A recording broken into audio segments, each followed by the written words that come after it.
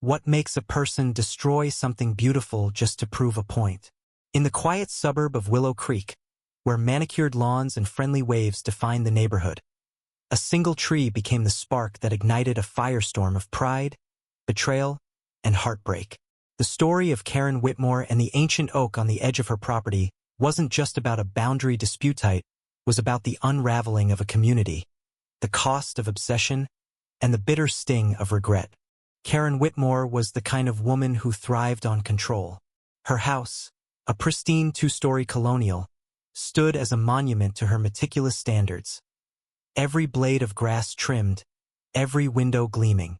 She was the president of the Willow Creek Homeowners Association, a role she wielded like a scepter. Her emails about mailbox uniformity and hedge heights were legendary, often landing in inboxes with the subtlety of a sledgehammer.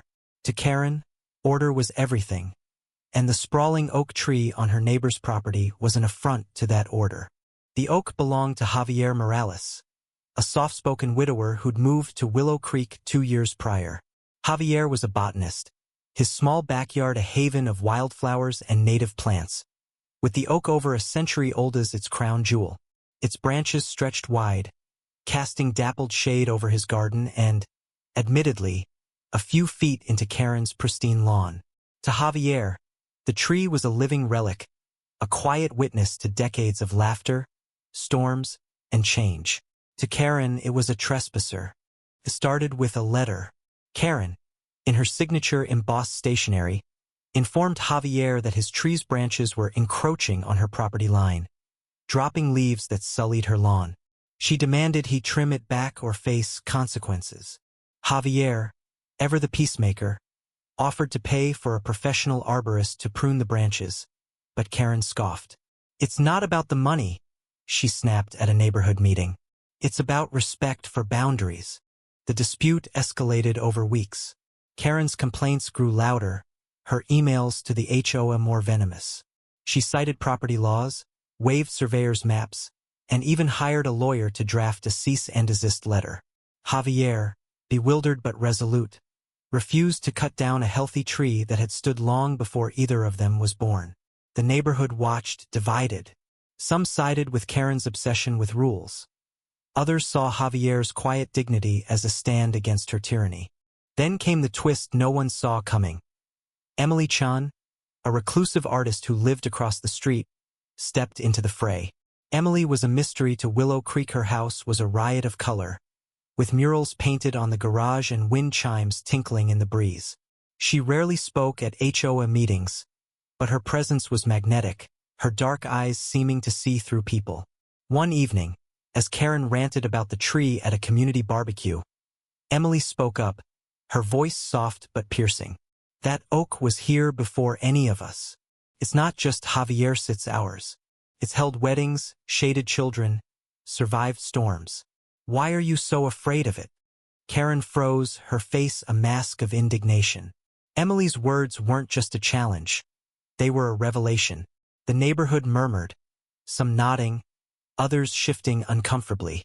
Emily's quiet defiance shifted the tide, emboldening others to speak.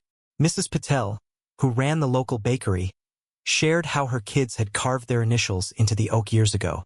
Mr. Thompson, a retired veteran, recalled tying a yellow ribbon around it when his son came home from deployment.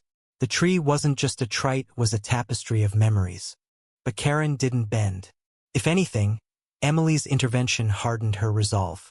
She saw the neighborhood's sentiment as a betrayal, a rebellion against her authority. Late one night, fueled by wine and resentment, Karen made a decision that would haunt Willow Creek forever. She rented a chainsaw from a hardware store, waited until the moon was high, and crept to the edge of Javier's property. The oak stood silent, its branches swaying in the breeze. With a roar, the chainsaw bit into the trunk, splintering wood and years of history.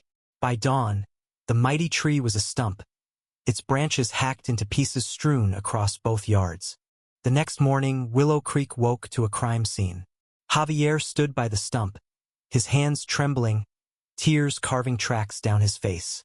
Neighbors gathered, their shock turning to outrage. Karen, standing defiantly on her porch, claimed she was within her rights. "It was trespassing," she said, her voice shrill. "I did what I had to do." But she hadn't counted on Emily. The artist, who'd been quietly documenting the dispute with her camera, had footage from her security system, a grainy video of Karen wielding the chainsaw under cover of darkness.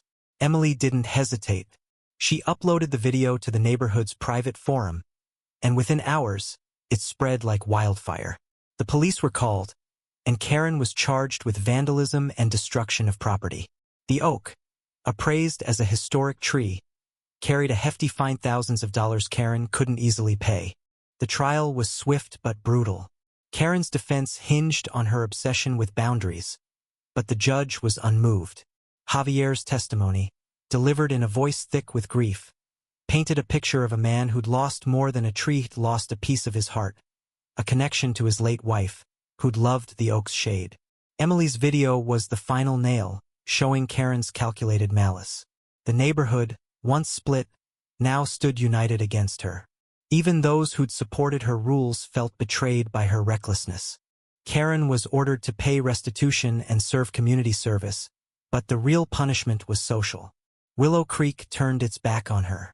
Invitations to barbecues stopped. Neighbors crossed the street to avoid her. Her HOA presidency was revoked. Her emails ignored. Karen, once the queen of order, became a pariah. But the story didn't end with justice. Javier, broken by the loss, began to withdraw. His garden, once vibrant, withered. He stopped attending community events, his laughter replaced by a hollow silence. Emily tried to reach him, leaving sketches of the oak on his doorstep, but Javier's grief was a wall she couldn't breach. The neighborhood, too, felt the void. The oak's absence was a wound, a reminder of what had been lost to one woman's pride. Months later, a small act of hope flickered. Emily, ever the quiet force, organized a community planting. Neighbors gathered around the stump, now adorned with a plaque, in memory of the Willow Creek oak. They planted saplings, dozens of them across the neighborhood, each one a promise to heal. Javier attended, his first public appearance in months. He didn't speak, but he planted a sapling, his hands steady in the soil. Emily stood beside him, her eyes bright with unshed tears. Karen watched from her window unseen. Her house, still pristine, felt like a tomb. She'd won her battle against the tree, but the cost was everything: her reputation, her community, her sense of self. Late at night, she'd sit on her porch, staring at the stump across the property line. Once, she'd seen it as an enemy. Now, it was a mirror, reflecting the emptiness she'd created. The saplings grew, slowly but surely, their leaves catching the sunlight where the oak once stood. Willow Creek began to heal, but it would never be the same. Javier found solace in his new garden, tended with Emily's quiet encouragement.